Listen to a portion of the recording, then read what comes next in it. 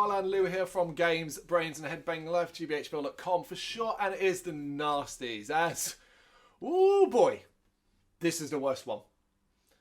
This is the worst one to date. I have written a written review for this on the website, and I gave this the grand big fat score of 0 out of 10. Only around 20 odd movies out of the 1,000, almost 2,000, no, more than 2,000 movies we reviewed on that site have a 0, and Frozen Scream is one of them. A 1980 American horror film produced by Rennie Harmon and directed by Frank Roach. It stars Renee Harmon, Lynn Kukul, and Thomas Gowan. Harmon also co-wrote the story with Doug Ferrin, so his fingerprints are fucking everywhere. Yeah. No excuse. Of course, the film achieved a degree of notoriety when it was released on the video in the UK in 1983 and became one of the government's video nasties. Why? Yeah. Why? I fuck knows. Bore people to death. Maybe. It's got to be that you started watching and just fell asleep, woke up at the end credits and went, oh, fuck it. Yeah, it's awful. Fuck it, yeah. It's notable, though, that some footage from Frozen Scream was reused in the movie Run, Coyote Run from 1987, which is also produced, written by, and stars Harmon. How does that work? I don't know that movie at all. No. So, this movie has a complicated past. So I'm going to try and break it down to the detail I got online. Yeah. It was actually shot in 1975, but not shown to distributors until sometime. That's it. Sometime around 1980. And apparently failed to achieve a theatrical release. So no people fucking even really know, which is incredible. Its initial commercial release was on VHS in the UK in 1983 by Home Video Productions. In 1985, it was released for the first time in the US on a double feature VHS tape alongside the movie The Executioner Part 2. That really makes me uncomfortable. From 1984. The 2-part, wow. That's a pound shop bin. It is. It really is. But because of that 5-year gap between its filming and the date distributors got their first look at it, some sources out there give this movie's date as 75, others give it 1980. It is a difficult one to pin down. Fuck knows why it was filmed in 75 and not shown to distributors for another 5 years. That makes me more interested in the whole film, to be honest. That little bit of that nugget of trivia. Yeah, it really is. Also a little bit more interesting is simply this. Try and search for the BBFC and no information regarding distribution can be found. Yeah. Simple as that. There's nothing about this movie that's nasty. It just ain't being resubmitted, and for good fucking reason. We're going to be blunt about this. This is mind-numbing. Mind-numbing in such a way that I almost didn't even want to talk it through. I just want to get through this video, put this one to bed and say that is done. It's done, yeah. I'll admit I was a bit more stoked for it. Frozen Scream. Sounds. Reading a little bit of a synopsis about zombies that are cold. And okay, that could be interesting, that kind of thing, but it's not. It's boring as fuck. Character and actors. Renee Harmon as Dr. Lil Stanhope. Lynn Yeaman, but billed as Lynn Kukul, as Anne Gerard. Thomas McGowan, but billed as Thomas Gowan. As Detective Sergeant Kevin Maguire. Wolf Muser as Dr. Tom Gerard. Bob Rochelle as Kirk Richard. Lee James as Dr. Sven Johansson. Sonny Bartholomew as Catherine. Wayne Lieberman as Friar O'Brien. Friar O'Brien. Friar. I wrote that down wrong. Friar O'Brien. And Bill Oliver as Bob Russell. Do you remember any of these people? No. I remember Anne. She's the main woman. Yeah. I remember Detective Sergeant Kevin Maguire because he's the one who does the voiceovers. We'll talk about the voiceovers in a bit. Right. Obviously, Dr. Lil Stanhope, major character. Yeah. I remember, and Tom Gerard. I remember these ones mainly. Okay, yeah, this is interesting. You remember very little. Well, basically, academic scientists Lil Stanhope, Harmon, and Sven Johnson, Lee James, basically, they want to find immortality. And you're straight away like, so you're scientists who think you can achieve immortality. Yeah. Right. Good luck getting grants and research. Yeah, well, off to a fly. Well, by the look of the sets, they don't exactly have it. But the project involves turning the subjects into zombies and then storing them in walk-in freezers because if they get too warm, they die. So this ain't immortal. This is not immortality. No. This is already you're like to it already. Already you're like, this is fucking nonsense. Absolute nonsense. Jesus. What was that? I think it's why she's six things clip. For fuck's sake. They have a collaborator in the form of Tom Gerard, Wolf Muser, and he has basically had enough of being part of it. And we begin in confusing fashion as this character we know nothing about is killed in his home by a load of dudes in hoods. They look like a cult. They're all hoods and stuff like that, and they inject them with this serum. And you're like, what the fuck is going on straight away? Ain't got a clue, but fair enough. Maybe the movie will explain itself. It doesn't.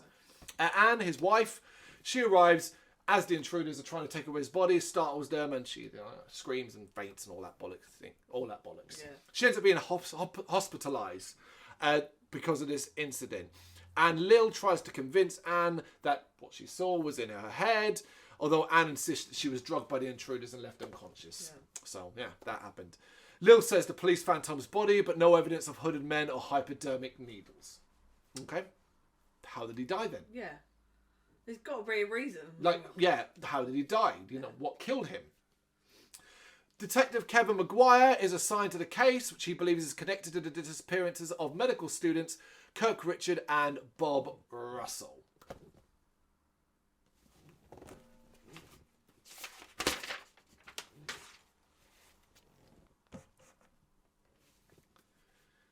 Now, Kevin is a character. He's an interesting character because he's wants to interview Anne, but he has a past with her. They used to date. She dumped him and then ended up marrying Tom the following day.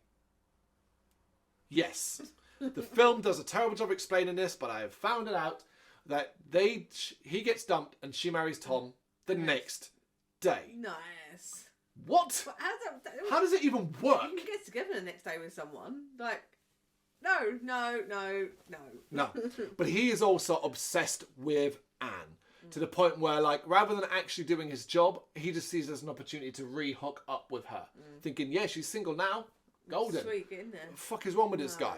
But Lil stops him being able to interview Anne. Sven suggests discharging Anne and appoints Catherine as her home nurse. Catherine is one of the zombies. Again, the film is terrible explaining this until later on where it's like, oh, no, shit, she might be. Yeah. That's it. Tom had actually told Anne, we now find out, about the Immortality Project. And they attended a ceremony on a beach, which was something to do with it. Yeah. I don't fucking know. We get a long scene of students and there's doctors on the beach as they do some sort of weird dancing. Some girl gets her tits out. That's about it. It seems like a hippie commune. And you're like, how is this anything scientist related? There's lots of speeches and stuff like that. But Tom had left to confess to Father O'Brien while Anne watched the students chanting. Game for you. Here's a game for you. Do a shot. Every time someone says love and immortality. Oh, no. Love and immortality. The beach scene, the bonfire beach scene, you'll be fucked before it's even over. At the lab, Lil is having second thoughts, tells Sven they're interfering with nature and the things we create are not human beings. No shit. No, shocking. But Sven assures her that they'll soon unlock the secrets of immortality. Meanwhile, Kevin tells Anne of his suspicions about Sven and Lil, and Anne agrees to kind of keep an eye on them and report back to him what she finds. He's terrible as a police officer. Kevin and Anne interview Father O'Brien. He tells them that Tom had said Sven was using curia on rats, then reviving them and keeping them at low temperatures to stop the aging process, which is what we kind of know already. But after being revived, Tom said the rats acted as if they were almost soulless. Shortly thereafter, one of these zombies, these hooded zombie things, strangles O'Brien. We're going to call them zombies, but to be honest, man, they don't look like, they just look like human people. Yeah. That's what's so confusing about it. Anne gets a phone call from Tom, who complains of feeling cold and numb. But he's dead. How can he be cold and numb? Well, I suppose he's dead. Yeah. The call ends abruptly when intruders burst into Anne's house. She calls Kevin for help and rushes to Catherine's room. But Catherine isn't there. Instead, a zombie grabs Anne and threatens to kill her and Tom if she continues to cooperate with Kevin. Catherine returns and denies that anyone was in the house. Oh, you're crazy, Anne. You're crazy. Not believing her, Kevin takes Anne home where they sleep together. So that happens. Kevin declares his love for her. She says nothing about her feelings towards him, though. So he gets burned. He gets burned, man. Well, she just slept with him. So, take that, mate. At least he got some. We then get an extremely long and boring scene of Anne searching Lil's office. and discovering photos of the missing med student. She tells Kevin that she'll search Sven's home lab during his Halloween party, and during that party, Catherine apparently overheats and drops dead. It is so... This is notes to try and give you the most concise way of telling the story, but the movie doesn't tell it in this way. Because it's really poor quality, because obviously VHS transfer and nothing else, it makes it even harder to watch in the dark scenes. At the party, Anne sees Tom staring blankly from the window of an old house. She calls Kevin. Inside the house, she finds a freezer containing Tom and the missing students, all of whom are zombies apparently. Okay. The zombies attack. Kevin kills one. So much for immortality. But is knocked over by a car and taken to a hospital. Anne is then chased by the second zombie. Just as he is about to kill her, Lil appears and tells him that he's been out of the freezer for too long, and then he immediately dies. So it's like he didn't realise. Dead. Anne is then taken to Sven's lab where he intends to zombify her, but Lil kills him. You're like, oh, right, okay, makes sense. Lil had enough and thought they went too far, right? This is the angle they're going to go down. No, they're going to change that immediately. Lil then asks Anne to take Sven's place on the Immortality Project. And you're like, what? So you went from, when we're messing with nature, we shouldn't be doing this, and then killing him because it's gone too far, to then going, yeah, I'm just going to take over and carry it on anyway. Ridiculous.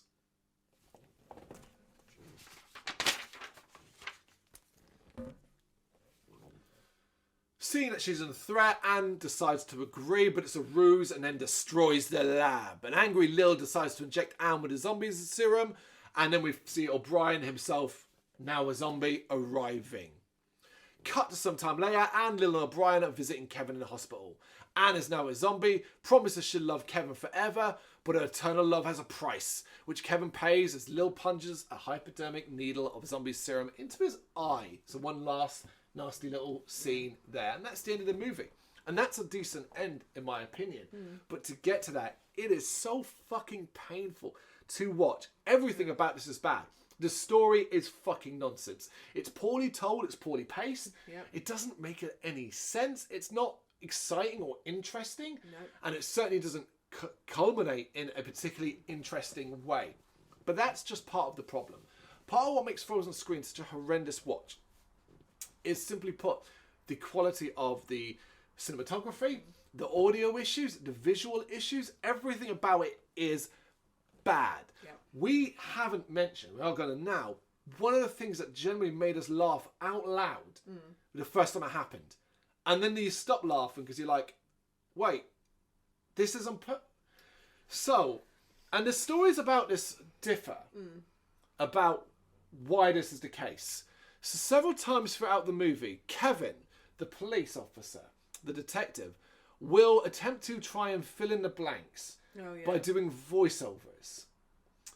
What the movie does, though, is it didn't turn down the audio of the characters on the screen. So what you get is the voiceover of Kevin talking with the low hum and murmur of the characters on screen having a conversation. It's horrendous. And we were like, what? What's going on? That can't be right. But it happens more than once. I have since found out that, in post-production, after the fact, they added the voiceovers because they realised the movie was nonsense. And they needed him to try and fill in the blanks. But apparently no one had the skill or talent enough to go and mute that part. Cut that audio out there. So we can put his voice over it. Why do it over a black screen or fade into something else? It's fine to have it also over the characters because no one's saying anything. No, otherwise with voiceover wouldn't exist there. But it's the fact you've literally got him going, I was supposed to investigate this, but Anne, he talks like that as well, like a freaking noir detective as well. But at the same time, you've got, and you're like, what the fuck is going on? That alone, and add it with the fact that, say, the dark scenes and how slow it is. We are talking about the beach scene, for example. That feels like it goes on for 15 minutes. It's more like 5, but 5 is just too long. What did you think? Ridiculous. I know I hated it. I hated it. I can't, it just feels like just nonsense. I remember the Halloween party, the beach scene. It just been really boring. I think it was just we were just generally we didn't want to check the time. Yes, that was one of them. Sign of that shouldn't be something you should do when you're checking a film. Going, preset how long to go. Oh. Yeah, like we didn't want to see, because if I checked the time and it said it had 30 minutes left, it was going to be soul crushing. So you better just like, nope, we know it's about 70 minutes long. Just get through it. We must be getting through the end and all that. The biggest problem with this movie is that it's not the biggest problem. I've already named the biggest one. Another problem with this movie is where it falls in the nasty camp. Do you remember? There was one part we went, there. Like the only thing we could point at and say that might have got attention. Nope, because it cuts almost immediately. Plunge, cut. I can't remember now. There's a scene later on where you get this really, really violent, out of the blue mutilation of an arm being cut. Oh, yeah. And it feels so prolonged. Yeah. And you're like, what the fuck did that come from? Yeah. Like, it's so out of the blue, because up to that point we had nothing really in relation to gore. And so you've got this jarring shock gore moment, and you're like, oh, okay. And we were like, well, that's clearly the suspect part. Totally nothing to write home about by today's standards, but obviously at the time, you know, it was enough. But then, like, that, let's be honest, that could have easily been cut out, and that never been a problem. Yeah. Never been a problem. It is one of the biggest letdowns as well, because I saw Frozen Scream, I saw the brief synopsis and thought, hell, this looks like it could be entertaining at least. And that's its biggest crime. It does the biggest crime and horror of all. Don't be boring. Yeah. And fuck me, is this mind-numbingly boring. Don't watch it if you're tired. Yeah. Don't watch it if you're just not really with it, because you'll fall asleep. Have you seen it? You got any thoughts on it? You know what to do? Let us know in the comments. Thank you very much for watching. You can check us out on gbhbl.com, as well as on Facebook, Instagram, Twitter and Tumblr. Go to Patreon and help us out over there. That's patreon.com/gbhbl, as well as Big Cartel, where you can find some of our merchandise. We have a podcast running on SoundCloud and Apple Podcasts. And of course, if you like this video, do us a favour, hit the subscribe button and help the channel grow. Games, horror and heavy metal. What else is life for?